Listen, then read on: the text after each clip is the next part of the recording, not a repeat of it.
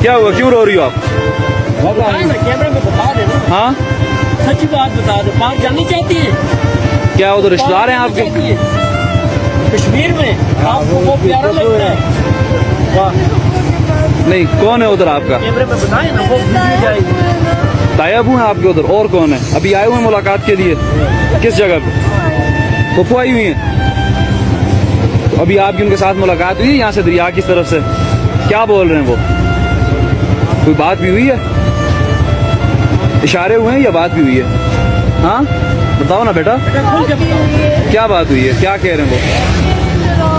इधर बुला रहे हैं? अच्छा, तो आपने उन्हें कहा आप भी इधर आ जाओ, क्या कहते नहीं आ सकते? कब आएंगे? पता नहीं, अच्छा, आपकी आज पहली बार मुलाकात हुई है उनसे? इससे पहले कभी नहीं देखा उन्हें? फोन पे देखा है।